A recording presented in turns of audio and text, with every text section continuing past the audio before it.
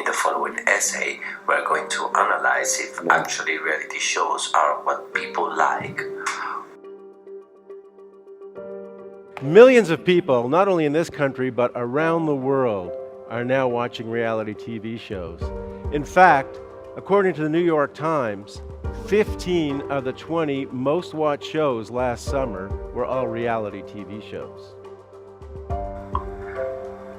The beginning of the reality shows started during the 1960s with only two different kinds of reality shows: inspirational and moral ambiguity.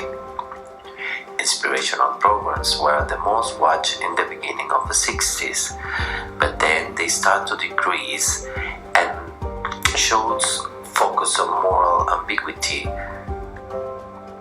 which are shows where it can be specified the theme, started to rise slowly by the end of the 70s, where moral ambiguity equalized with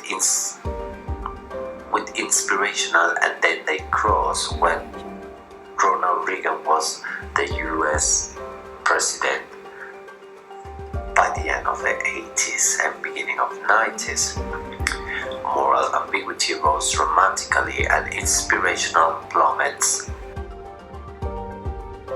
50% of the population likes to watch reality shows since 2002 till 2010. This evidences that shows that this content is more watched than other programs such as sports and sitcoms. In a survey made in Pinecrest School during 2015 in Miami, United States, 70% of the students admitted to watch reality shows, and 1 in 5 young people admitted to have grown following a particular celebrity. Drinking and other kinds of behaviors are glamorized, particularly in Geordie Shore, not only in guys but also in women. We are having consequences that can be seen on the screen.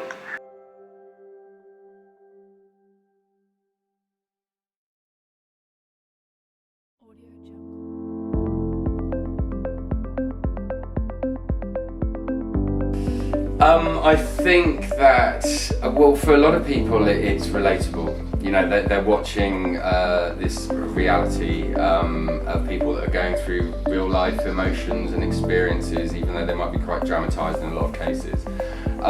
So they're able to relate to these day-to-day issues and experiences that they might have.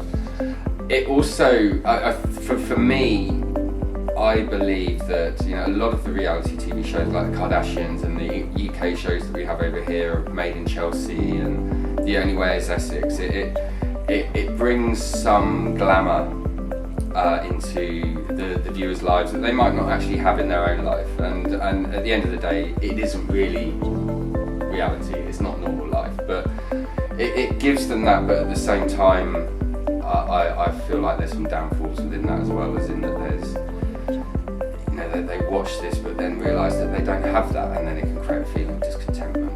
But ultimately it's about relating to, and you know, some people find them aspirational. There are shows that I've watched that are aspirational, and you know, that can only create positive responses.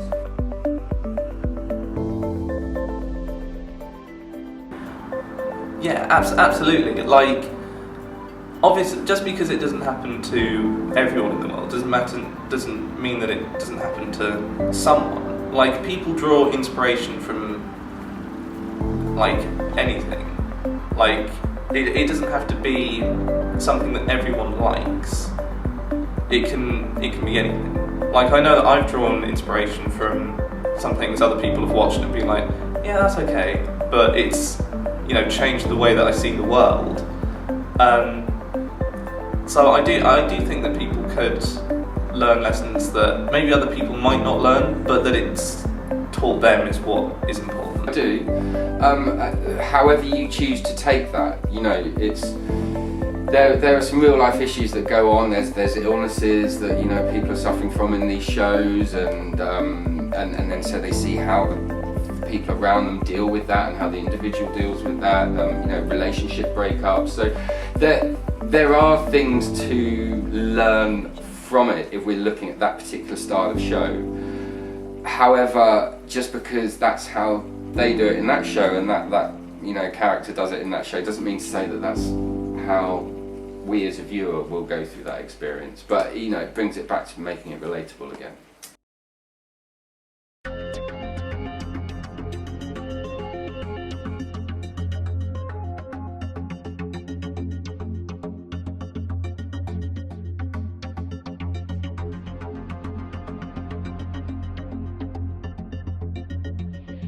What have you done to yourself? You've cut yourself. For no reason. You need to shut the fuck up. Fuck up. You're not gonna tell me to shut the fuck up. Shut the fuck up. Shut the fuck up. Don't tell me. Don't. Who the fuck are you kidding? Who the fuck are you? Who the fuck are you kidding? Don't tell me to shut the fuck up. Who the fuck are you kicking, man? You stupid fucking slut. While they were filming the spin-off show last summer when he was hospitalized for alcohol poisoning. Since then, he has had countless relapses, but Courtney continued to stand by her man until just a few weeks ago.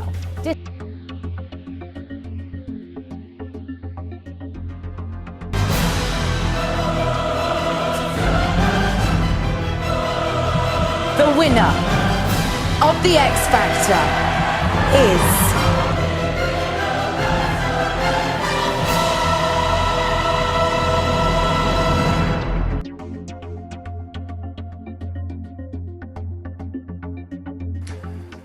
So when you ask that question, the first example I think of is Caitlyn Jenner, who used to be Bruce Jenner, so part of the Kardashian family, who a couple of years ago, I think now, came out and made public his transitioning. And there's very mixed views on her as an individual and how she's presented that to the world. However, what that did do was create a massive shift in global awareness of transgender people. So it suddenly, from that, became there's a huge amount more awareness. Suddenly we were allowed to bring this idea of transgender people and include them into society, along with lesbian, gay, bisexual, heterosexual, and they became a part of it. It's still a struggle for a lot of people, but that for me, it was a positive change.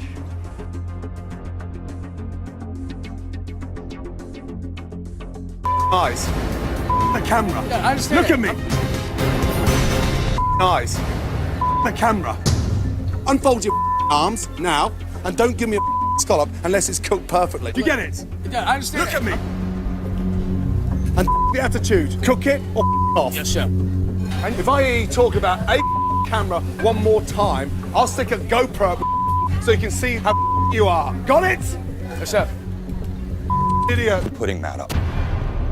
Matt, I'm sorry, but the fact that you got in his face and he told me to come here, though. He said, "Come here." Yeah, but no, but right you. No, he told. That's what he. You tried to like tough it out. I got military background. Just.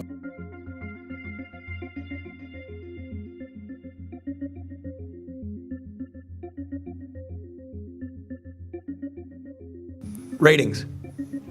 What? Big ratings make a great show. That's pretty well it. And anything you look up that's rated huge through the roof, you can point at it and say, oh, it's a great show. But if it didn't rate, would you be saying, oh, that's a great show? It's sort of the taste of the general public and the magic Nielsen system that no one understands. That sort of sets reality shows. And whether you look at Duck Dynasty, which is very sort of strangely produced and different, but it rates through the roof, so everybody's into that, or even when on John and Kate Plus 8, where it's like, yeah, it's a huge hit, but is it a great show? It's like, it must be. People like it.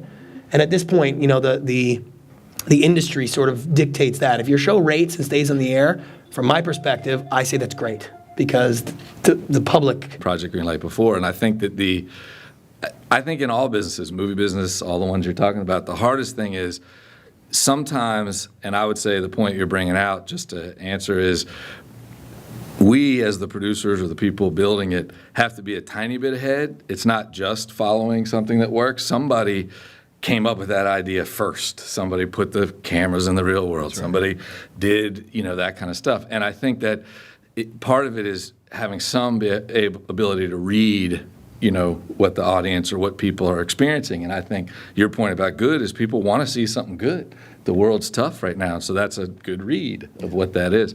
What I was talking about was just that I agree with Craig that all of it's storytelling. At the end of the day, it's characters. And the truth of the matter is the average audience doesn't really understand whether it's well-produced or poorly produced or looks good or does. If they fall in love with the characters, they're intrigued by the setting.